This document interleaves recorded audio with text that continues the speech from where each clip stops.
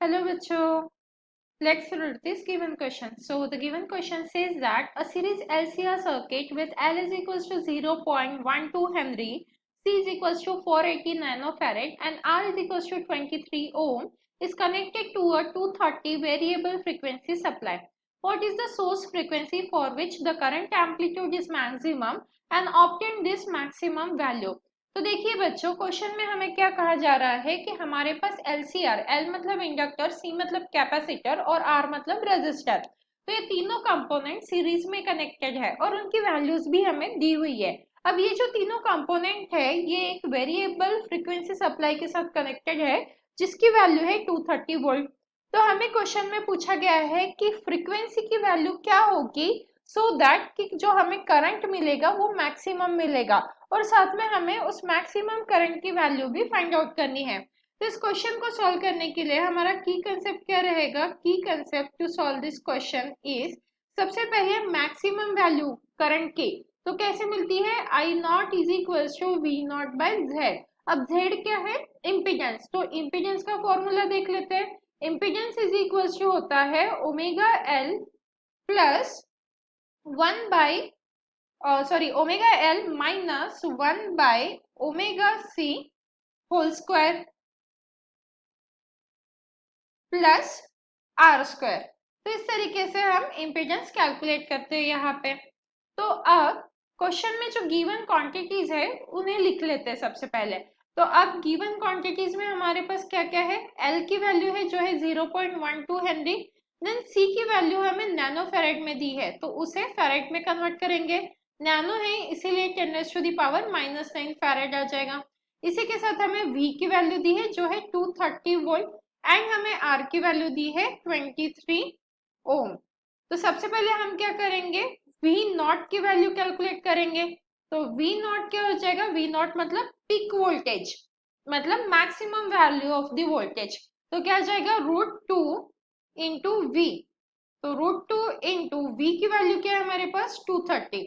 तो इससे सब्स्टिट्यूट करेंगे तो आंसर आ जाएगा 325.22 वोल्ट। तो ये आ गई हमारे V नॉट की वैल्यू।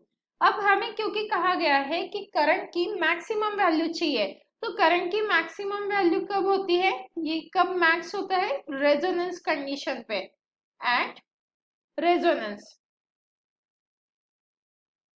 तो करंट की मैक्सिमम वैल्यू हमें रेजोनेंस कंडीशन पे मिलती है, एट रेजोनेंस।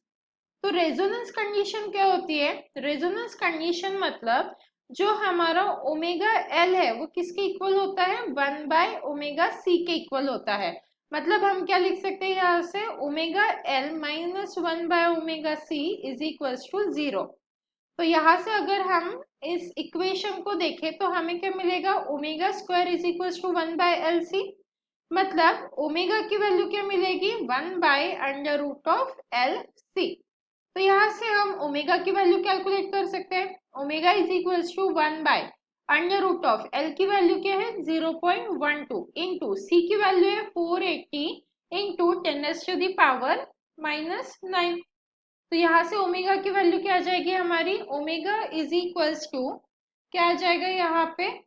ओमेगा की वैल्यू इसे कैलकुलेट करने के बाद आएगी हमारे 4166.67 और यूनिट क्या आएगा? रेडियन पर सेकेंड। अब ये तो आई हमारी ओमेगा की वैल्यू, पर ओमेगा मतलब क्या होता है? ओमेगा मतलब होता है हमारा ट्वाइस बाय एफ। तो इसे हम ओमेगा के इक्वल लिख सकते हैं। तो यहाँ से हमें एफ की वैल्यू मिल सकती है ओमेगा बाय ट्वाइस पाई करके। तो ओमेगा की वैल्यू है 4166.67 डिवाइडेड बाय 2 इंटू 3.14। तो हमारे फ्रीक्वेंसी की वैल्यू क्या आ जाएगी यहाँ से? F इज इक्वल टू आ जाएगा हमारा 663.48 हर्ट्ज।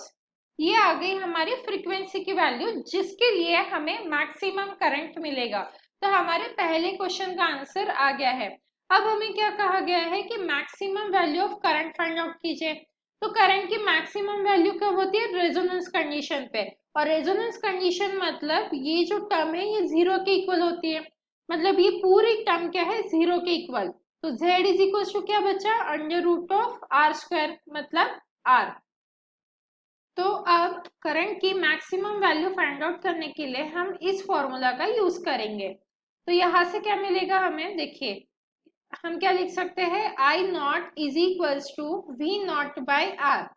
वी नॉट की वैल्यू हमने कैलकुलेट की थी पहले ही, पीक वैल्यू, तो ये सब्स्टिट्यूट करेंगे 325.22 डिवाइडेड बाय आर की वैल्यू हमें गिवन है 23, तो यहाँ पे 23 लिख देंगे।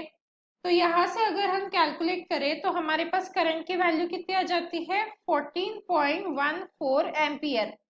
तो क्वेश्चन में क्योंकि हमें फ्रीक्वेंसी और maximum value of current find out करना था, तो हमारे दोनों आंसर आ गए हैं। Hence the final answer for the given question, that is the frequency is equals to 663.48 hertz and the maximum value of current is 14.14 ampere.